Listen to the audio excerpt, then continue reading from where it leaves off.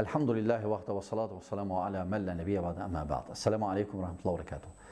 Sual çox verirlər ki, qüsül necə alınır? Yəni cənabət qüsülü. Təbii ki, insan ehtilam olanda, ailəsinə yaşayandan sonra, ehtilam olanda ona qüsül vacibdir. Yəni o çimməyə cənabət qüsülü deyirlər. Onun iki forması var. Biri caiz, biri kamil. Caiz nədir? Niyyət. Niyyətində bilirsən ki, bu cənabət qüsülü alacaqsan indi. Sonra tam girib çimmək. Və çıxırsan və salam. Hasant. Təbii ki, bir ağız burnu yaddan çıxarmayın, yaxlamaq. Bu caiz formasıdır, cənabət qüslünün. Caiz formasıdır. Məsələn, sual verirlər ki, məsələn, qadın hörük hörüb. Cənabət qüslündə açmalıdır. Əgər cənabət qüslüdürsə, açmaya bilər hörüyün. Kasiçkanı açmaya bilər. Amma istadır onu.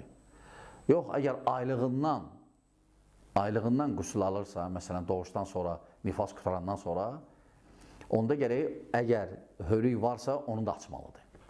Amma bəziləri fikirləşir ki, qadın, məsələn, saçın üstdən istatsa bəsdir, yox, tam yolmalıdır, tam dərisinə su çatmalıdır. Çatmalıdır. Sadəcə icazə verilir cənabət qüslündə hörüyü açmasın, amma hörük istanır, istanmalıdır. Bu qısa formada mən cənabəti qeyd elədim. Kamil forması isə təbii ki, niyyətdən sonra girirsən, əlləri yuyursan, övrət yeri yuyursan, sonra dastamaz alırsan, ayağı istəyirsən axıra saxlaya, istəyirsən elə ayağı da yu, sonra tam çimirsən, çıxırsan və salam. Bu da kamil qüsüldür, cənabət qüsülü. Cənabət qüsüllə gedir. Yəni, niyə üçün cənabət qüsüllə deyirik? Çünki başqa qüsüllər də var. Cümə var, İnsan elə belə istəyir, sərinlənmək istəyir və ya çiklənib sərinlənmək istəyir, təmizlənmək istəyir. Bunlarda lazım deyil bu prosesləri eləmək. Bu, qeyd etdiyimiz ancaq cənabət qüslünə aiddir. Cənabət qüslünə. Bunlar olmalıdır cənabət qüslündə.